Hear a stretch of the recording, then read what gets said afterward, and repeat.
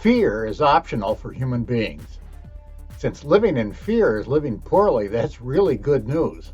It also might strike you as crazy. It won't seem so crazy though, I hope, after you consider the content of this video. Hi, I'm Dennis Bradford. Permit me to mention two previous videos on this channel that provide important background for this video. The first is entitled Prolonged Emotional Distress is Optional. It's long, slightly under 40 minutes, but it provides you with a practical, easy, enjoyable, effective technique for living better emotionally. Prolonged emotional distress is optional. Since fear is a way of being emotionally distressed, it's directly relevant to the content of this video. The second is entitled Fear is the Normal Human Condition. It's not even 10 minutes long, and it's the preparation for this video. There are three ideas that provide the context for this video. The word fear is a generic or general term that has innumerable kinds of fears, such as fear of death, fear of rejection, fear of failure, and so on and so on. Fear shapes the lives of nearly all human beings. According to research done by Dr. David R. Hawkins, about 95% of people live in fear. It's a nearly universal emotional pandemic. The most fundamental fear is the fear of death. If there were no fear of death, all other fears would dissolve. Unfortunately, therapists such as psychiatrists and psychologists are normally powerless against the fear of death. They have it themselves. The good news is that fear is optional, because there is a way of completely dissolving the fear of death, namely realizing our own true nature. It's critical to notice that realizing is not thinking. If you've ever tried to think your way out of an emotion that you didn't want, if you've ever tried to convince yourself that you shouldn't feel some prolonged unwanted emotion, you failed. Thinking, conceptual understanding, is insufficient.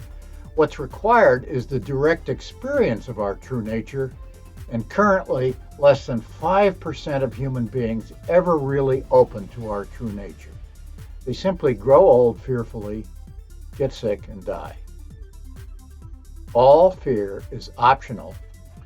One caveat to that claim that might occur to you is that we seem to be hardwired to react emotionally in dangerous situations. There's a story about Darwin when he was testing whether or not he could overcome an emotional reaction by thinking about it. He went to the London Zoo and got close to the glass behind which there was a puff adder.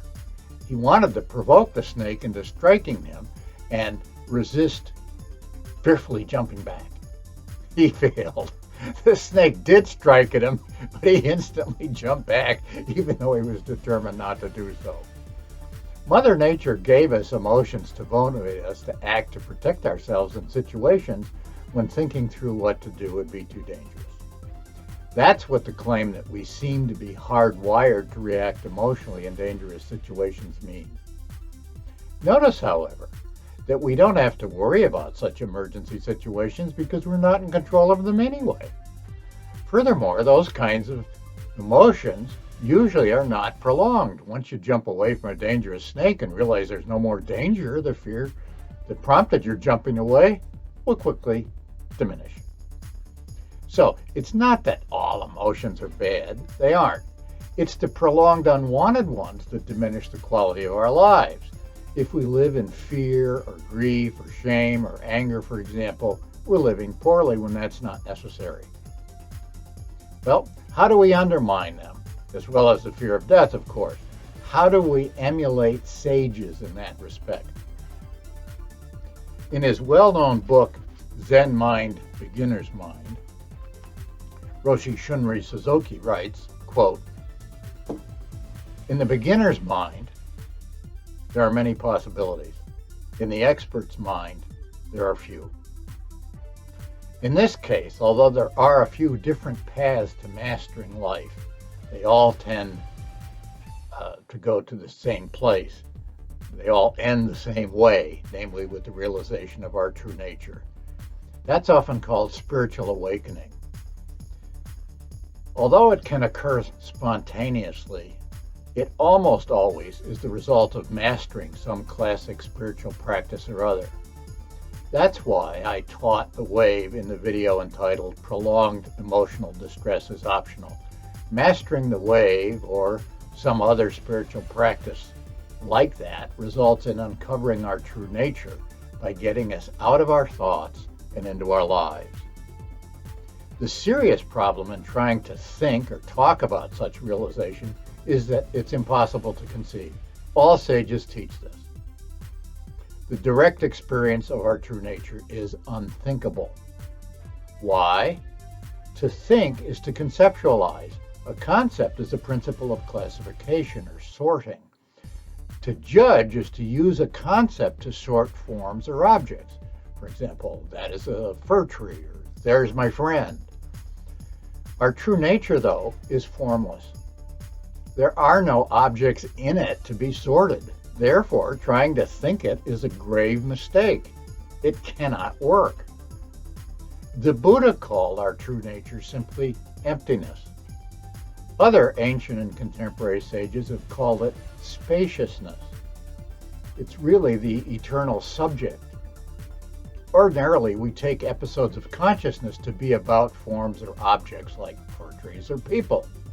Our true nature is like pure or empty consciousness because it's literally about nothing, no thing.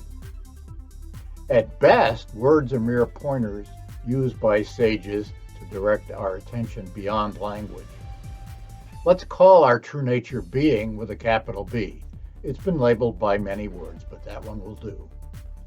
Being cannot be gained or lost.